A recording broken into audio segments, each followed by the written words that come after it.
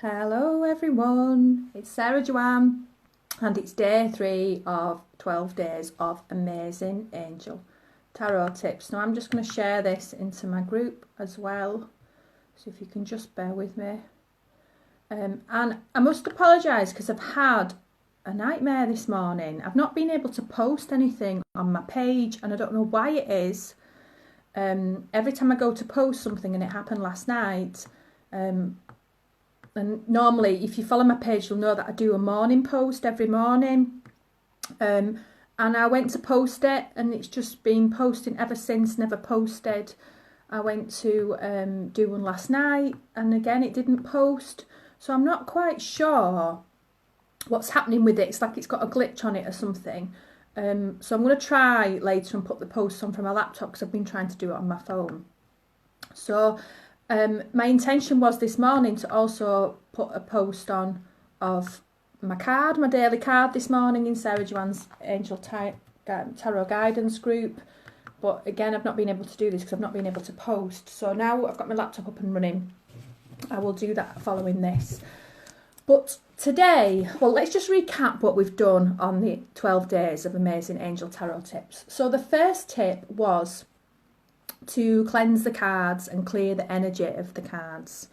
Hello Becky, hello Sinead, thank you for joining me. So the first tip, was to always keep your cards clear, and particularly when you get a new deck, really cleanse them and make sure they're clear of any energies, and then sleeping with them under our pillow to get them, and get our energies on them. And there's a video all about that if you want to catch it in Sarah Joanne's Angel Tarot Guidance, or you can register and get the links in your inbox as well. I'll put the link above on this post. And then yesterday we were talking, the second tip was to start pulling a daily card for yourself. And the more time and the more effort you put into connecting with a particular deck, and with one particular angel tarot deck, the more you'll be able to read effectively and read well for yourself and for others, because you're putting your time to connect in with the energy of those cards and really getting to know them. And I feel the cards, it really is about having a relationship with them, treating with them with respect, really understanding, really learning them. So then you can read well. And for some of you may think, well, I haven't got time to do that, but it doesn't take much. To pull a daily card for yourself can literally take 5 minutes a day. So what we've agreed we're doing, for those of you that are taking part, we're going to post in Sarah Joanne's Angel Tarot Guidance group, and we're going to post our daily cards in there. And for those of you that haven't got this deck, some of you are getting it for Christmas, some haven't got it yet, I'm posting a daily group card as well, so you can all look at that and look at the card and see what you can see in that card. And then we're going to be reviewing them at the end of the day as well, because more often than not, when you pick a card in the morning, you may see something and be drawn to something. So for example, I could be drawn into the green of the card, say, and green can often relate to healing, and I'm feeling like healing's relevant in some way. And then by the end of the day, someone's offered me a healing session, or somebody's given me an opportunity to go on a healing course. Something could happen that you're not aware of, and it gets to the end of the day and then you realise what that meant for you. So that's what we're doing on tip 2. But getting to tip 3. Tip 3 is about finding the story in your cards. And at the end of these 12 days, I am offering people an opportunity to work with me in a deeper way and really work with me over 12 weeks to really get to understand the Power Angel Tarot deck. But this is also part of what we do in the course. And obviously it's only a tip, so we're only going to do a little bit over the 12 days. But what I teach people to do, and what I feel is really important, is to understand your story in the cards. Now, our stories are often powerful things. So, you've gone through trials and tribulations in your life, you've gone through ups and downs, and usually the people who want to connect and work with the cards are people who've gone through quite a lot of ups and downs and trials and tribulations. And the tarot deck itself, the Angel Tarot deck, and any tarot deck has a story within itself.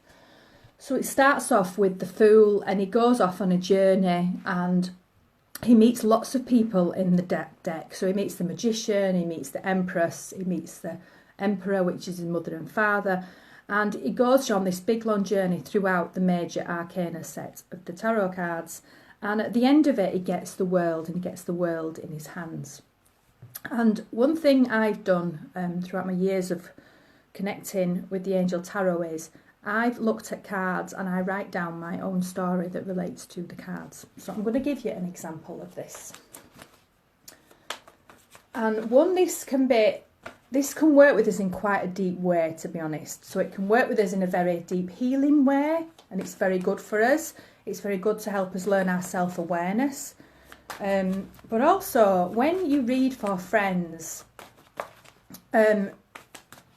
you will be able to see your story in the cards and give them examples of what the card may mean by using elements of your story. Now, that's not to say you're going to sit there and spout your story all the time to people, but what it does mean is for certain cards in this deck, some cards mean a domestic abuse relationship for me, some cards mean difficult times in childhood, cards mean me changing my career and walking away from a career and doing a more fulfilling career.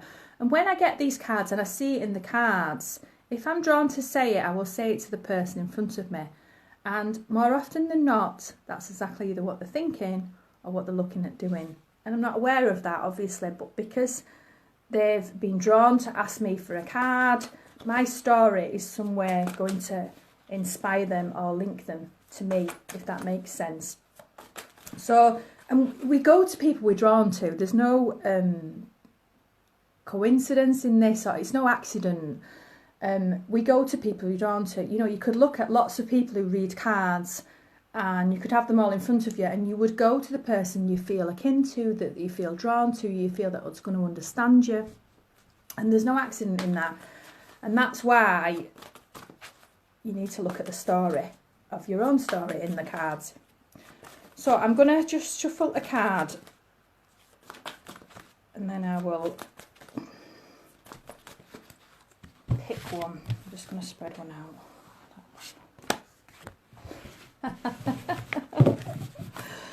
Okay, so we have the moon card. Now this is a major card, and as we go through these tips, using this deck, I will show you what's major, what's minor, what things mean, so you can get a bit of a deeper understanding throughout these 12 days. But the moon card is really, really interesting for me, because one, I love the moon. So if I was to look at, and what I say is, again, just cover up the bottom, don't even look at the bottom, cover up the bottom, look at the moon card and think, well, how does this relate to you? And, you know, let's have a go at this. Now, for those of you that are watching that maybe want to have a go, have a look at that card, and I'm going to look at, just leave it there while I'm talking, and have a look at how that may relate to you, and how your story and your life may relate to the moon and this card in some way. So for me, straight away, I'm drawn to the massive light of the moon in the background, and the fact she's stood in the light of the moon. And I work personally with the moon. I'm very, very drawn to the moon. I'm often stood outside, standing in the moon's light at night. I'm fascinated by the phases of the moon. So for me, if I was to write my story, I would say, you know, Sarah loves to connect with the moon. She loves looking at the phase of the moon, and she particularly loves full moons. And this moon in the background here is very full. And often I work with the moon on a full moon, and I will go outside and I will work on sort of a ritual basis where I will write down anything that I no longer want or no longer need, and I'll write down and go outside and burn it in the light of a full moon. I will also sometimes stand outside and talk to the moon like a lunatic and go, right, Mr. Moon and Miss Moon, by the next full moon I want to be doing this, I want to be doing that. And I will put my intentions out there with the full moon. And I work very intuitively with the moon. And I don't tend to just follow any sort of way of doing things. I just tend to go intuitively. For me as well, the full moon is a very powerful time to connect with the fairies. And then looking at this woman here as well, I'm also known a cautiousness. So I'll just step back a minute actually. with regard to the moon, if I was reading for this for myself or for somebody else, I would be saying you need to connect more in with the moon's energy. Because in my own story, it's telling me how powerful the moon is for me. And it's, you know, when I'm using my story to help others and reading, this is saying connecting with the moon's energy. You need to maybe connecting with the full moon, maybe letting go of some things, or maybe setting your intentions at full moon time and go outside and feel the light of the moon on you. I'm also drawn to the blue here in a dress, and I know the blue stands for communication and relates to the throat chakra. So for me, and she stood there cautiously, she's almost stood cautiously back. So for me, this is saying, you know, what times have I been cautious in my life and not really stepped forward and said what I really wanted? And there's lots of times in that. There's times with my family where I've not really said what I wanted and I've not felt important enough to say what I really need. There's times in my career where I've thought something and held myself back. There's times, even now sometimes, where I have a pull with family. I feel very drawn and, you know, to supporting my family and being with my family. But then I'm also drawn to going developing myself spiritually and further spiritually even from what I am now. And I will sometimes hold back and not really say what I'm really wanting to do because I feel like I should be at home being a mum, being a wife and having these pulls. So for me, if I got this card for somebody, I may say, where are you holding yourself back? You're not really saying about what you need to be, what you're wanting. You're not really voicing that to your loved ones, and you need to voice that more, you know. And I'm also drawn as well, you probably can't see it as well, but here in the background, if you had the card in front of you, you'd see it very clearly, but there's water here, and I'm drawn to the trickling of the water and just going with the flow. And water can also mean emotions. So to me, it can mean, you know, at the full moon time, I can be quite emotional. And I can, when I'm emotional, I'm not always seeing things clearly. I'm not always seeing things how they really are because I'm in an emotional state. And if you're anything like me, I think I'm quite typical of a woman, but maybe not, I don't know. You know, if I'm in an emotional state, I'm just seeing what I'm feeling about. I'm not seeing the reality, the logic of anything. I'm not seeing it without emotion. I'm just within that feeling, all that emotion, thinking that, you know, people are either against me or they're wrong and I'm right, or actually that they don't love me and they don't like me. So the moon and emotions can get me very, you know, in a bit of a state of mind that is not always good. So this is also saying for me, if I was to write my story here and I was reading for somebody, I would say to them, you know, you need to look at this without emotion and actually just sit with this. Don't act on anything. Don't do anything at this moment. Just sit with it and see how it unfolds. Because I feel that in a few days you won't feel as emotional and you see things maybe in a different light. And so that's how I would relate to my story, to these cards. But what I've done is sat and wrote this down.